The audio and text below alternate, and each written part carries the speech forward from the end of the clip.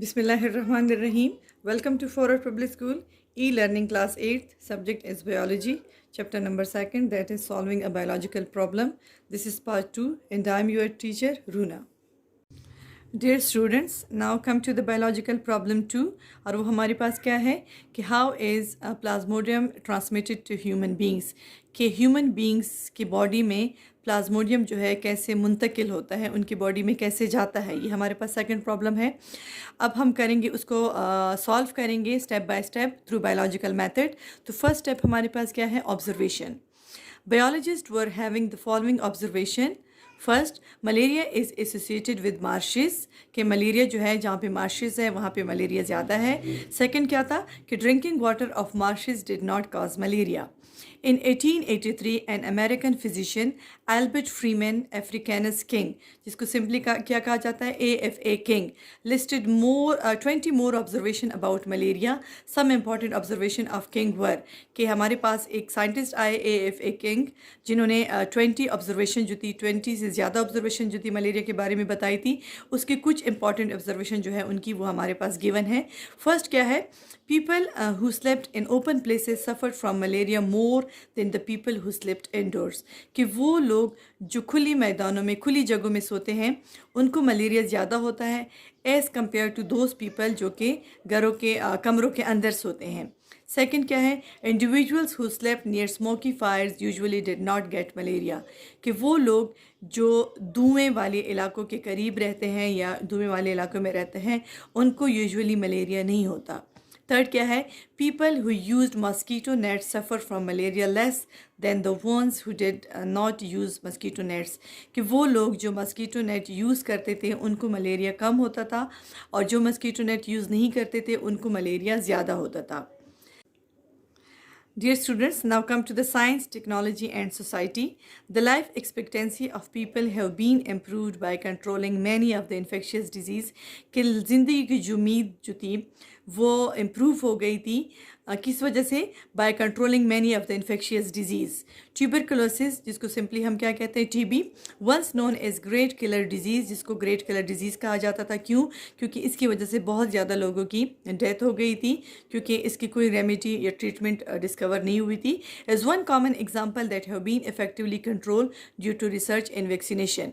Research and vaccination की वजह से ये डिज़ीज़ जो है अब कंट्रोल हो गई है, जिसकी वजह मतलब क्या कहने का मतलब क्या है कि वैक्सीनेशन की वजह से ज़िंदगी की उम्मीदें जो है वो बढ़ गई हैं क्योंकि वैक्सीनेशन आ गई है तो वो डिज़ीज़ जो है वो जल्दी कंट्रोल हो जाती है। Now come to page number 29। Second step हमारे पास क्या है, हाइपोथेसिस एंड डिडक्शन। हमारे पास प्रॉब्लम क्या थी कि how is plasmodium transmitted to human beings. तो हमारे पास AFA किंग ने अपनी ऑब्जर्वेशन बयान की थी। On the basis of these observation AFA king suggested a hypothesis that mosquitoes transmit plasmodium. In order to test the hypothesis, following deduction was made. ठीक है कि AFA किंग ने हमारे पास हाइपोथेसिस बनाई और वो क्या थी कि मॉस्कीटोज जो है वो प्लाज्मोडियम को ट्रांसमिट करते हैं ह्यूमन बींग्स में। इस हाइपोथेसिस को टेस्ट करने के लिए कौन सा स्टेप लिया जाता है, कौन सा बयान बनाया जाता है, दैट इज़ डिडक्शन। और उसमें कौन से वर्ड यूज़ होते हैं, if and then words are used. तो डिडक्शन हमारे पास क्या है कि if mosquitoes transmit plasmodium then plasmodium should be present in mosquitoes. ठीक है, अब इसको टेस्ट करने के लिए कि आया ये बात दुरुस्त है या नहीं, इसके लिए हम कौन सा स्टेप लेते हैं, एक्सपेरिमेंटेशन। थर्ड स्टेप हमारे पास क्या है, experiment and result. Ronald Ross was a British army physician, एक आर्मी फिजिशियन थे ब्रिटिश जिसका नाम क्या था, Ronald Ross, who work in India in 1880s. He performed important experiments to test the above deduction. He also received Nobel Prize for his work on the transmission of plasmodium. He allowed a female Anopheles mosquito to bite a malarial patient. उन्होंने एक mosquito, female mosquito जिसको क्या कहा जाता है, anopheles, को allow किया कि एक वो मलेरियल पेशेंट को बाइट करे। ही किल्ड द मस्कीटो, जिस मस्कीटो ने मलेरियल पेशेंट को बाइट किया, फिर हमारे पास रोनाल्ड रॉस ने उस मस्कीटो को किल कर लिया and found Plasmodium multiplied in mosquito stomach. फिर उन्होंने देखा कि मस्कीटो के स्टमक में प्लाज्मोडियम जो थे वो बढ़ रहे थे, मल्टीप्लाई हो रहे थे, ज़्यादा हो रहे थे.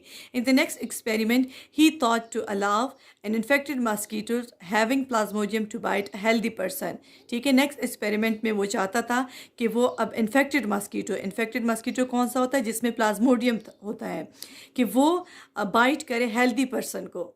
If the hypothesis was true, the healthy person would have gotten malaria. ठीक है, but he did not use man. Why? Human beings, because that was a risky experiment. So Ross performed his experiment again, but used sparrows. ठीक है, birds को use किया instead of human beings. He allowed a male Culex mosquito to bite sparrow suffering from malaria. ठीक है, अब उसने जो है कौन सा मस्कीटो यूज़ किया, मेल मस्कीटो, जिसको क्या कहा जाता है, क्यूलेक्स, कि वो स्पैरो को बाइट करे, वो मस्कीटो उसको बाइट करे जिसको मलेरिया है, जिसकी बॉडी में प्लाज्मोडियम था. He killed some of the mosquitoes and studied them. He found that plasmodium multiplied in the walls of the mosquito stomach and then moved into the mosquito salivary glands. He allowed infected mosquito to bite healthy sparrow. Ross found that these healthy sparrows got malaria when he examined the blood of these previously healthy sparrows. ठीक है, कि पहले जो healthy sparrow थे जिनमें Plasmodium नहीं था, उनको जब मेल क्यूलेक्स मॉस्कीटो ने बाइट किया, जिनकी बॉडी में प्लाज्मोडियम था, अब वो जो हेल्दी स्पैरो थे जिसको इन्फेक्टेड मॉस्कीटो ने बाइट किया, अब वो हेल्दी को भी क्या हो गया, उनकी बॉडी में भी मॉस्कीटो जो था वो आ गया और उनको भी मलेरिया हो गया. When he examined the blood of these previously healthy sparrows, he found many plasmodium in it. In this way, the biologist had got the solution of the second biological problem. और वो कौन सा है, how plasmodium is transmitted to human beings. The hypothesis हमारे पास क्या थी, mosquitoes transmit plasmodium was proved true and taken as the solution of the biological problem. ठीक है, इस तरह हमारे पास वो जो second biological problem था कि human beings में प्लाज्मोडियम किस तरह ट्रांसमिट होता है, उनकी बॉडी में कैसे जाता है, तो वो हमारे पास आ गया after experimentation that mosquito transmit Plasmodium. और ये सोल्यूशन जो था ये हमारे पास, इसका सोल्यूशन, सेकेंड बायोलॉजिकल प्रॉब्लम का सोल्यूशन भी हमारे पास आ गया. Now come to the scientific information. Patients suffering from malaria have plasmodium in their blood. ठीक है, वो लोग जिनको मलेरिया होता है उनकी बॉडी में क्या चीज़ प्रेजेंट होती है, ब्लड में Plasmodium, which is a malarial parasite. When a female Anopheles mosquito bites a malarial patients, ठीक है, जब फीमेल मॉस्कीटो मलेरियल पेशेंट को बाइट करती हैं, ठीक है, it sucks blood from him और हर, उससे ब्लड को क्या करती है, सक करती है. Thus the plasmodium enters the body of the mosquito. इस तरह प्लाज्मोडियम जो है मलेरियल पेशेंट से मस्कीटो की बॉडी में आ जाता है. When the infected mosquito bytes a healthy person, it injects Plasmodium in his blood. वही मस्कीटो जब हेल्दी पर्सन को बाइट करती है तो उसके ब्लड में प्लाज्मोडियम को इंजेक्ट कर लेती है. Now experiments on human beings, कि ह्यूमन बींग्स पे किस तरह एक्सपेरिमेंट परफॉर्म किया गया.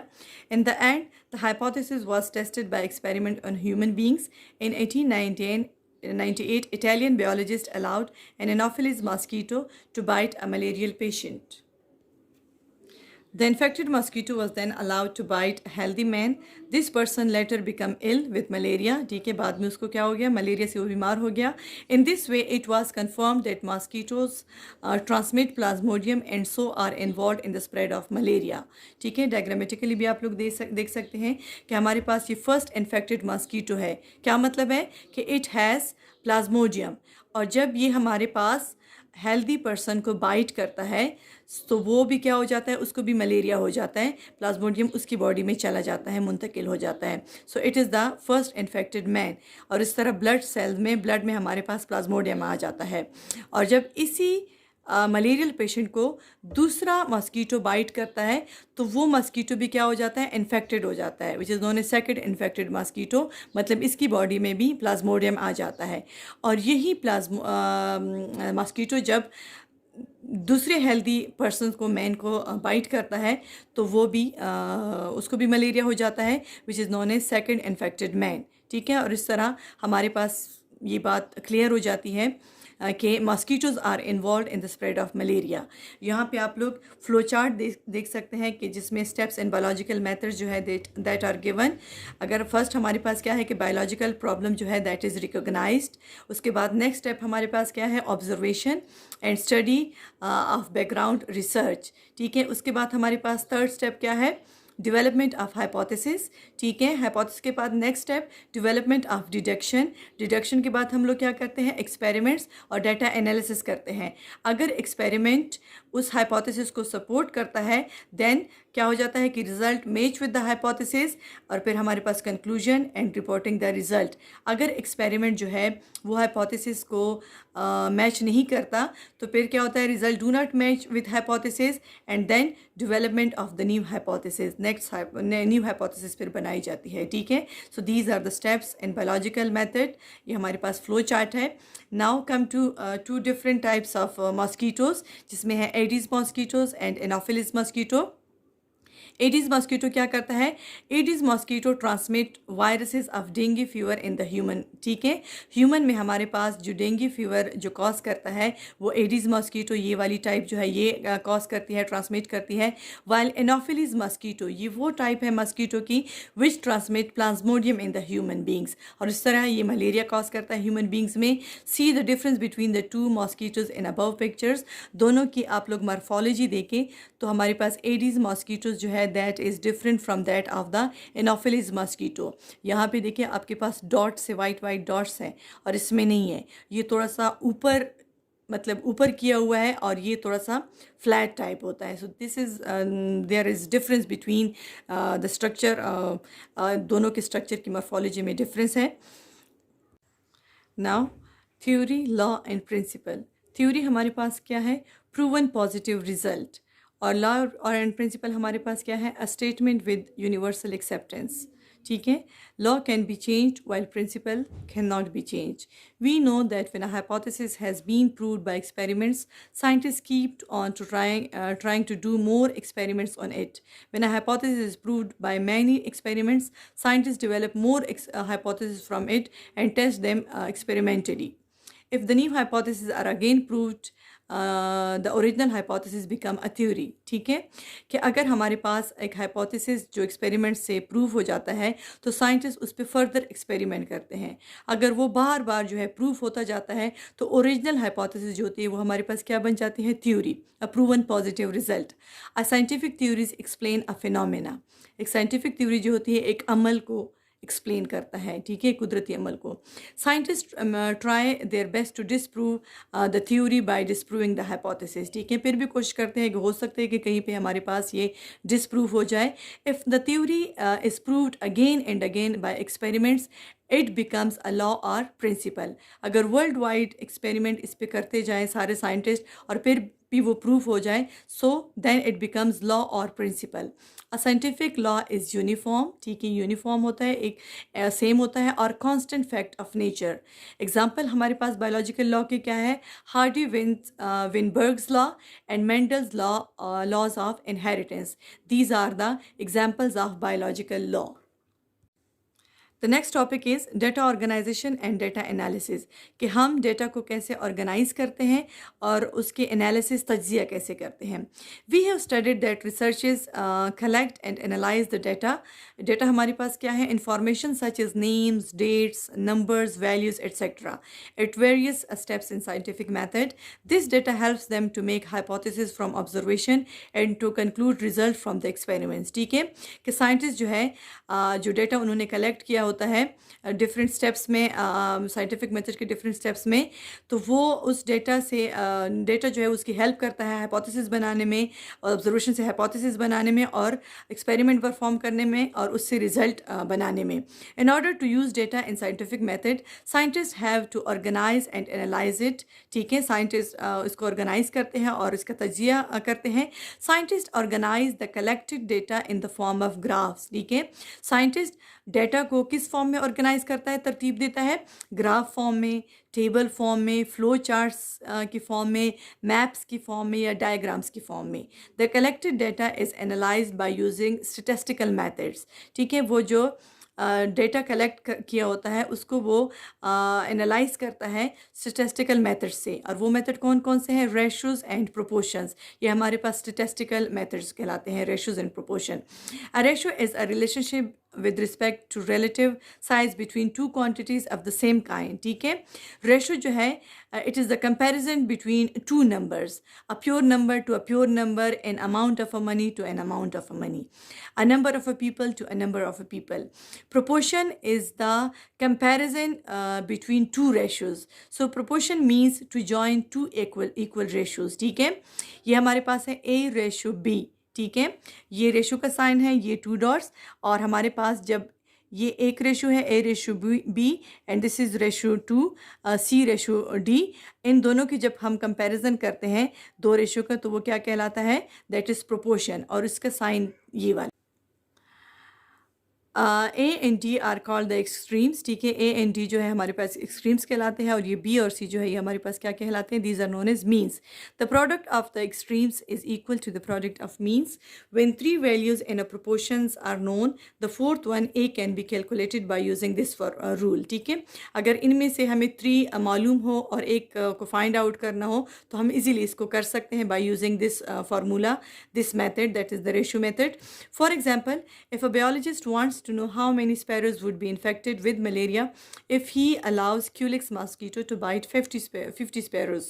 Previously, in one of his findings, he already noticed that 6 out of 10 sparrows get malaria if bitten by Culex mosquito. Here he applies proportion rule. A ratio B is equal to C ratio D. सो ए की value हमने find out करनी है और B C D की values हम put कर लेंगे। B की जगह 50, सी की जगह 6 और डी की जगह 10 लिख लेंगे। ठीक है, ए की वैल्यू फाइंड आउट करनी है। जब हम रेशो का निशान ख़त्म करते हैं तो उसकी जगह बाय लगाते हैं। A by 50 is equal to 6 by 10। अब ये 50 जो है इसको हम जब यहाँ से हटाएंगे तो हम क्या करेंगे? Multiply 50s on both sides. ठीक है, यहाँ पे भी 50 लगा लेंगे और यहाँ पे भी, यहाँ से 50 कट जाएगा। अब ए हमारे पास क्या है? इसकी जगह आप लोग देखिए ज़रा, A is equal to 6 by 10 था मल्टीप्लाई 50, तो ये 0 कट जाएगा। सो 6 5s are 30, so A is equal to 30. It means that if he allows Culex mosquito to bite 50 sparrows, 30 out of them will get malaria. Proportion method can be used to draw conclusion. As in the above case, we can find the fourth proportion of the data if 3 proportions are already available. Now come to page 831, that is Science, Technology and Society. The researchers conduct their research following the scientific method. They follow all the steps of the method. Initially, they develop the hypothesis through certain observation. Through the observation, deduction or induction is made. Deduction is from idea to observation and induction is from observation to idea. Finally, experiments are conducted to prove or disprove the hypothesis. Now come to the mathematics as an integral part of scientific process, कि हमारे पास mathematics जो है वो scientific process का एक लाजमी जुज़ है। Mathematical rules have been used in biology for many decades, कि कई सदियों से हमारे पास मैथमेटिकल रूल जो है वो बायोलॉजी में यूज़ हो रहे हैं। Recently because of development in our understanding of biology, applications of mathematical rules in all sciences has increase tremendously, कि बहुत ज़्यादा इसका यूज़ जो है वो बहुत ज़्यादा हो गया है। फॉर एग्जाम्पल, मिसाल के तौर पर the research project such as population studies, जब हम मरदमशुमारी करते हैं कि कितने मर्द कितने ख़वातीन, मतलब सिंपली मरदमशुमारी की जो स्टडीज़ होती हैं उनको जब स्टडी करते हैं। ड्रग स्टडीज़ मीन मेडिसिन की जब स्टडी करते हैं। And sequencing of plants and animals DNA, animals और प्लांट्स DNA की सीक्वेंसिंग जो होती है, all these require mathematical knowledge. ठीक है, इन सबको मैथमेटिकल नॉलेज की ज़रूरत होती है for organizing and analyzing the data को एनालाइज करने में और उनको तरतीब देने में मैथमेटिकल नॉलेज की ज़रूरत होती है। So dear students, this is the end of the second chapter, that is solving a biological problem. Hope आप लोग को समझ आई होगी। Take care and stay home, stay safe and अल्लाह हाफिज़।